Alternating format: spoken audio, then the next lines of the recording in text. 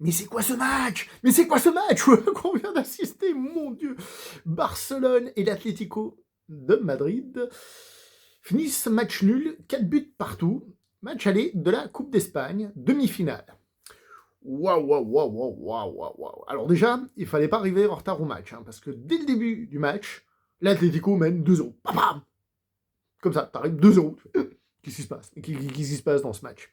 Et là, le Barça a fait un truc qu'on les a déjà vu faire, c'est-à-dire, ils ont mis une intensité, une vitesse, enfin bref, ils étaient, mais un truc, ils étaient injouables, injouables. Ils ont mis le turbo, mais le turbo, l'équipe en face ne comprenait rien, et je pense qu'il n'y a aucune équipe au monde qui peut arrêter un tel Barça, honnêtement. Et le Barça est revenu super rapidement au score, j'ai même plus les minutes et tout, mais en plus est passé devant. Il y a eu une énergie, un truc de fou, quoi. Tu te dis, waouh. Alors, à ce moment-là, quand ils mettent le 2-2, le Barça, ou le 3-2, on se dit que tout l'effort de l'Atlético, que ces 2 buts ne servent plus à rien. Bah oui et non, parce que malgré tout, le Barça, ils ont dû aller à fond la caisse pour remonter ce score. Et on a vu d'ailleurs à un moment donné, Pedri qui disait, les gars, on se calme un peu là, parce que on va pas y arriver, on va pas y arriver. Et la deuxième mi-temps était un poil plus équilibrée, mais quand même dominée par Barcelone. L'Atlético sortait pas trop, ils se sont créés une petite de gaz, mais bon, pas trop, quoi. C'était un peu timide et tout. El Cholo Simeone a fait ses changements super rapidement pendant le match, là où justement Hansi Flick a pris plus son temps, etc. Petite statistique que peut-être vous ne savez pas, l'Atlético est l'équipe du championnat espagnol cette année en Liga, dont le plus grand nombre de buts ont été marqués par ses remplaçants. C'est l'équipe où les remplaçants marquent le plus de buts. C'est 9 buts pour les remplaçants. Et c'est aussi une équipe, je confonds là, les 9 buts c'est peut-être après la 90, je sais plus. Bref, quoi qu'il en soit, ils ont aussi un certain nombre de buts après la 90e minute. Et ça s'est vu dans ce match encore une fois, ça s'est vu contre le Real, hein, au match aller en Liga, ça s'est vu contre le Barcelone, hein, en Liga. Bref, et tout d'un coup, en fin de match, peut-être la fatigue du Barça qui a trop donné, tout d'un coup, l'Atlético attaquait, mais il attaquait avec un savoir-faire qui était assez beau à voir, quoi. C'est-à-dire des touchés de balle, une construction, alors ça donnait pas forcément grand-chose, mais quand même. Déjà avant, on voyait qu'il y avait des petits touchés, des petits trucs, mais ça donnait jamais rien. Et là, d'un coup, les espaces secrets, peu à peu et tout. Mais tu te dis, il n'y a pas de quoi marquer un but. Et à un moment donné, bam, ça revient sur Llorente, bam, il met une patate. Alors c'est assez intéressant parce que le quatrième but de Barcelone, qui était un peu genre la remontada et la destructionada et tout ce que tu veux ada, et ben il y avait un petit coup de bol. C'est-à-dire que Lamine Yamal avait effacé son adversaire qui est revenu, qui a touché le ballon, mais pas assez. Et ensuite, la main glissante, ça passe entre les jambes du défenseur, ça arrive sur Lewandowski qui marque.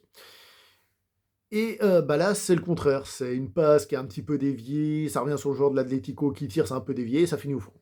Et là, t'as 4-3, et tu dis, ah bah le score est pas trop mal vu comment le match s'est présenté. Et en fin de match, une contre-attaque, un truc de fou. Il faut revoir vraiment l'image. Les 3 joueurs de l'Atlético se sont retrouvés, mais loin, loin derrière les défenseurs de Barcelone. Et c'était une contre-attaque à 3 contre 0. Et bah, le joueur a fait ce qu'il fallait. Il a centré pour Sorlotte qui a tiré. Le gardien a touché le ballon, hein, parce que voilà, c'est rentré de peu, mais c'est rentré et on finit 4 partout. On a eu un match de malade mental. Un match où, d'entrée de jeu, t'es pris à froid. Tu t'attends pas à ce début de match. Ensuite, le match prend la tournure qu'on imaginait, c'est-à-dire le Barça qui joue et qui met la pression sur l'Atlético qui va être enfermé derrière. Sauf qu'on a eu un Barça en mode tempête, en mode ouragan, qui a tout déchiré sur son passage.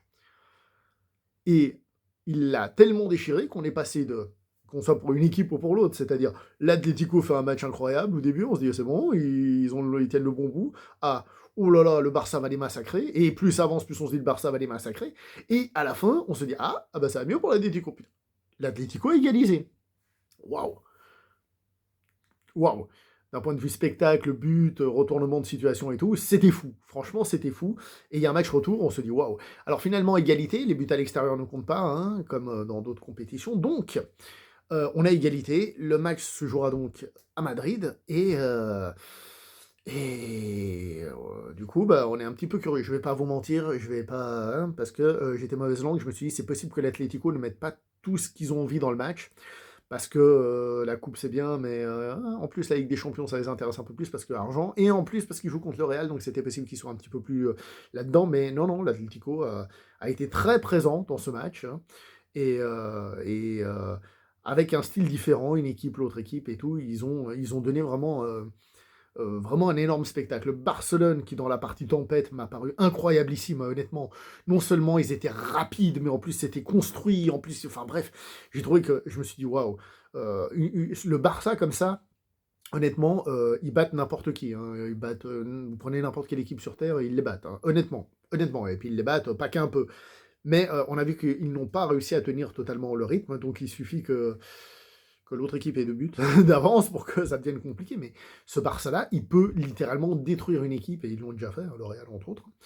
Heu, donc c'était vraiment incroyable. Et l'Atlético, qu'on imaginait être un peu largué, quoi, bah, peu à peu s'est reconstruit, s'est reconstruit et a fini, même avec des contre-attaques un peu travaillées et tout, qui ont donné des buts. Certaines n'ont rien donné, hein, je dis pas que tout était parfait, mais quand même. Et cette action finale qu'il faut que je revoie. Bref, 4 partout, une fête du football, honnêtement, en tout cas au niveau de l'émotion, des retournements de situation et oh là là, quel match! Quel match!